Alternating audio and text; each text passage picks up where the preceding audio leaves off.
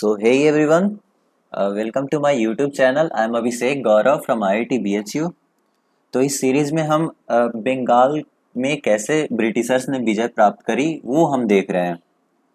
तो इस वीडियो में हम बैटल ऑफ प्लासी को डिस्कस करने वाले हैं। इसके पिछले वीडियो में हमने सिराजुद्दौला के बारे में बात कर ली थी कि सिराजुद्दौला के सामने क्या क्या चैलेंजेस थी। अब हम आगे देखते हैं बैटल ऑफ प्लासी हुआ क्या था, उसका रीजन क्या था और मतलब उसमें क्या क्या उसका सिग्निफिकेंस था। तो ये हम इस वीडियो में देखेंगे। तो अगर आप चैनल पे नए हो तो चैनल को सब्सक्राइब कर ले और अगर वीडियो अच्छा लगे तो वीडियो को लाइक जरूर कीजिएगा। तो बेसिकली पहले हम आते हैं इसके प्रील्यूड को देखते हैं, मतलब क्या कारण रहा होगा इसका। तो थोड़ा सा हिस्ट्री में हम पहले जाते हैं यहाँ पे। तो 1715 में बेसिकली बैटल ऑफ प्लासी हुआ था 1757 में, इसे आप ध्यान रखें। अब हुआ क्या था 1715 में यानी 1715 में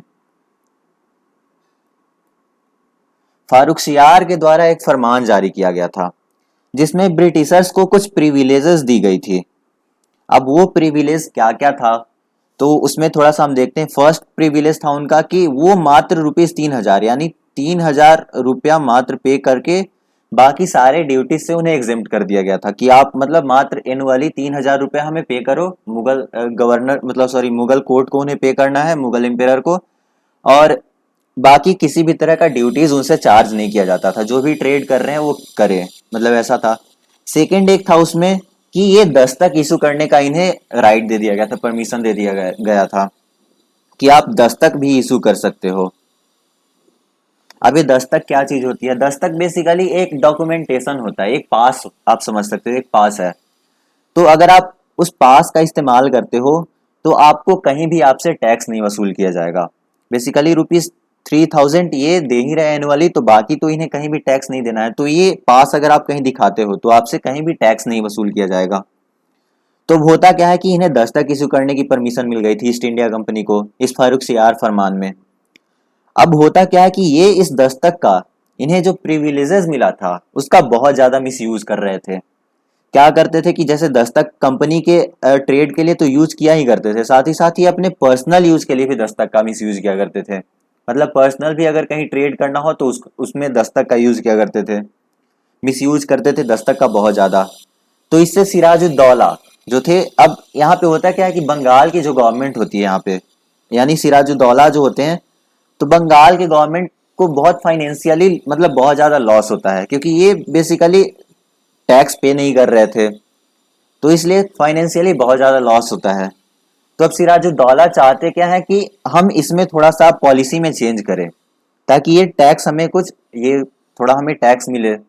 और इनका ये भी मानना था कि ये जो फारुखसियार ने फरमान जारी किया था वो फारुखसियार के टाइम में था यानी 1715 के टाइम में था। बट अभी उससे जमाना बहुत बदल गया है, तो अभी हमें नया लागू करना होगा। तो फ्रेंच यहाँ पे फ्रेंच ईस्ट इंडिया कंपनी भी थी, तो वो तो मान गए कि हाँ ठीक है, हम आप अगर जो भी करो, आप जो पॉलिसी में चेंज करना चाहो, हम आपकी बात से सहमत हैं। बट ये जो ब्रिटिश ईस्ट इंडिया कंपनी थी ये मानने से इनकार कर देती है, कहती है कि नहीं ऐसा नहीं होगा। फिर होता क्या था कि ये बिना परमिशन के इन्होंने कलकत्ता में एक फोर्ट स्टैब्लिश कर ली।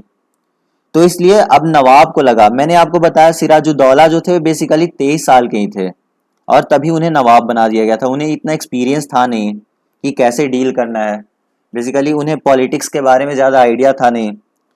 तो होता क्या है कि वो कुछ किसी भी परिस्थिति में वॉर ही समझते थे कि अब वॉर ही करो, इसको हटाओ, खत्म करो। तो अब क्या किया इन्होंने, बैटल ऑफ प्लासी से पहले यानी 1756 में इन्होंने क्या किया कि इनका जो फोर्ट विलियम था, इस फोर्ट विलियम पे जाके अटैक कर दिया, सिराजुद्दौला ने अटैक कर दिया। अब यहाँ पे हम देखते हैं कि अलीवर्दी खान को भी पता था कि ये क्या करना चाहते हैं ब्रिटिशर्स, लेकिन अलीवर्दी खान ने ये गलती नहीं करी थी। उन्होंने कभी भी फोर्ट पे जाके अटैक नहीं किया क्योंकि उन्हें पता था कि अब ब्रिटिशर्स जो है वो थोड़ा पावरफुल हो गए हैं इंडिया में, तो इसीलिए उन्होंने ये गलती नहीं करी थी। बट ये जो गलती था ये सिराजुद्दौला ने किया, जाके फोर्ट विलियम पे अटैक कर दिया। और उसके बाद एक और घटना आती है, मतलब बहुत बड़ी घटना है, वो है ब्लैक होल ट्रेजेडी। ये भी 1756 में ही हुआ था। तो अब होता क्या है कि ब्लैक होल ट्रेजेडी में एक छोटा सा रूम होता है, बहुत छोटा सा रूम होता है। इस छोटे से रूम में 146 इंग्लिश पर्सन्स को बंद कर देते हैं। जिसमें से 123 लोग जो होते हैं वो सफोकेशन से मर जाते हैं, यानी सिर्फ मात्र 23 लोग ही बचते हैं। 23 लोग बचते हैं 146 लोगों में से। तो अब ये बात जब ब्रिटिशर्स को पता चलती है तो होता क्या है कि अब रॉबर्ट क्लाइव आ जाते हैं मद्रास से। बेसिकली रॉबर्ट क्लाइव उस टाइम मद्रास में थे। तो रॉबर्ट क्लाइव जैसे ही मद्रास से आते हैं बंगाल में, इनकी ब्रिटिशर्स की फोर्स और ज्यादा मजबूत हो जाती है। अब मैंने आपको बताया था सिराजुद्दौला जो थे उनके कुछ इंटरनल चैलेंजेस थे, कुछ अंदरूनी लोग थे जो इनसे बहुत ज्यादा दुखी थे, नाराज थे, एक तरह से कह सकते हैं। इनको इम्पेरर के रूप में नहीं देखना चाहते थे, नवाब के रूप में नहीं देखना चाहते थे। तो रॉबर्ट क्लाइव करता क्या है कि इन सभी का एक सीक्रेट अलायंस बनाता है रॉबर्ट क्लाइव, जिसमें इस सीक्रेट अलायंस में होते कौन है? मीर जाफर, जो कि अब मैंने आपको बताया ये आर्मी कमांडर थे तो इन्हें बर्खास्त कर दिया गया था। तो मीर जाफर होते हैं, राय दुर्लभ हो गए, जगत सेठ हो गए जो कि एक इन्फ्लुएंशियल बैंकर थे बंगाल के, ओमी चंद हो गए, ये सब मतलब इनके कोर्ट के ही लोग थे। तो ये जो ट्रेटर्स थे इनका एक सीक्रेट अलायंस बनाया गया। अब इस सीक्रेट अलायंस बनाने के बाद ही ये ब्रिटिशर्स इतना ज्यादा मजबूत हो गए, क्योंकि अगर आपका ही कोई साथी मतलब जैसे सिराजुद्दौला के ही कोई साथी अगर ब्रिटिशर्स का साथ दे रहे हैं तो बेसिकली अब ब्रिटिशर्स को तो जीतना तय ही था। तो इसलिए यहाँ पे हुआ क्या कि इन्होंने रॉबर्ट क्लाइव ने एक सीक्रेट अलायंस बनाया और मीर जाफर को कहा गया कि हम आपको नवाब बना देंगे यहाँ का अगर हम जीत जाते हैं तो। और टर्न में मतलब इन टर्न अगर इन रिटर्न अगर देखें तो आपको कंपनी के लिए सर्विस प्रोवाइड करना होगा। मतलब हम जो एक तरह से कहें कि हम जो आपको बोले वो आपको करना होगा, हमें प्रिविलेजेस देना होगा, हम आपको यहाँ के नवाब की कुर्सी पे बैठाएंगे और आप हमारा साथ देंगे। तो ऐसा यहाँ पे एक तरह से आप कह सकते हो कि इन दोनों में बातचीत हुई, तो सीक्रेट अलायंस बनाया गया। और उसके बाद 23 जून 1757 में बैटल ऑफ प्लासी की युद्ध लड़ी गई, यानी प्लासी की युद्ध 23 जून 1757 में लड़ी गई।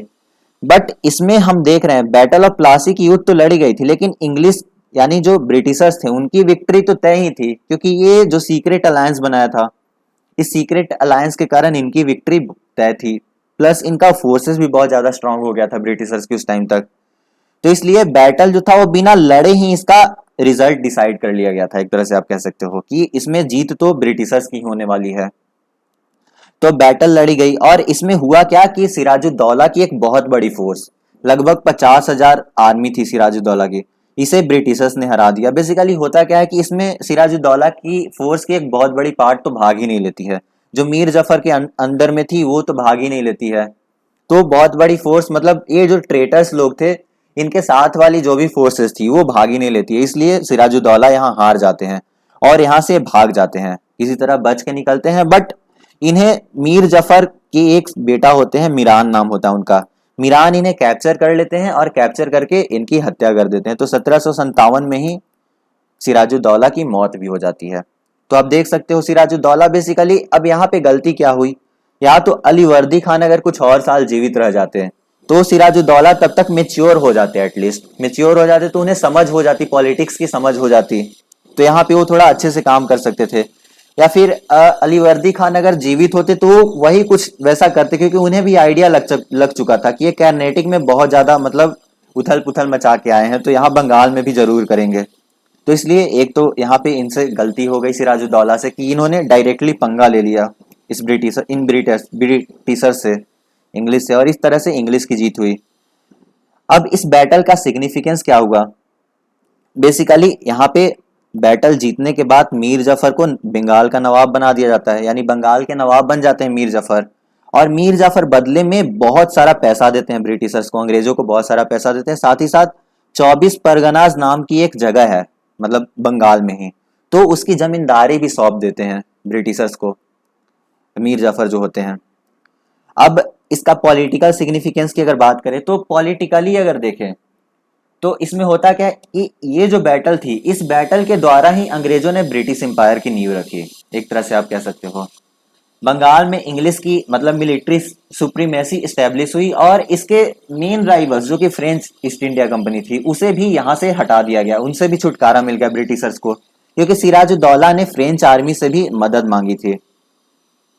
तो फ्रांस जो कि इनके मेन राइवल्स थे उसे यहाँ से हटा दिया जाता है। और साथ ही साथ होता क्या है कि ये जो ब्रिटिशर्स होते हैं वो एक प्रॉपरली इक्विप्ड मिलिट्री फोर्स के मेंटेनेंस के लिए एक जगह की परमिशन प्राप्त कर लेते हैं इन मीर जफर से। तो अब हम देख रहे हैं यहाँ पे मिलिट्री बेस भी स्थापित करना स्टार्ट कर दिया इन्होंने। और इस तरह इनका जो ब्रिटिशर्स का होता है वो बंगाल में बहुत ज्यादा प्रेस्टीज बढ़ जाता है। तो बेसिकली ये एक तरह से मीर जफर को पपेट किंग की तरह ट्रीट करना चाहते थे। अब बाद में मीर जफर को आइडिया भी लगता है, स्टार्टिंग में तो इन सबको जो भी ट्रेटर्स वगैरह थे उन्हें तो कुछ आइडिया नहीं था कि ये ब्रिटिशर्स चाहते क्या है। उन्हें तो बस इन्होंने अपनी प्रॉफिट देखी कि हम यहाँ पे नवाब बन जाएंगे, हमें भी कुछ प्रिविलेज मिल जाएगा यहाँ पे। बट ब्रिटिशर्स चाहते तो कुछ और ही थे, ये तो अपना पॉलिटिकल पावर स्टेब्लिश करना चाहते थे। तो बाद में मीर जफर को आइडिया लगता है ये ब्रिटिशर्स क्या करना चाहते हैं। तो बाद में मीर जफर जो होते हैं वो इनके खिलाफ आ जाते हैं, ब्रिटिशर्स के खिलाफ। लेकिन अभी तो इन्होंने ब्रिटिशर्स के लिए काम करी ही, तो वो अब हम नेक्स्ट वीडियो में उसकी बात करेंगे। तो ये था बैटल ऑफ प्लासी का पूरा जो भी प्लॉट था वो मैंने बता दिया इस वीडियो में। आई होप आपको वीडियो अच्छा लगा होगा। अगर वीडियो अच्छा लगे तो लाइक करें और चैनल को भी सब्सक्राइब कर लें। तो हंसते रहें, मुस्कुराते रहें एंड थैंक्स फॉर वॉचिंग।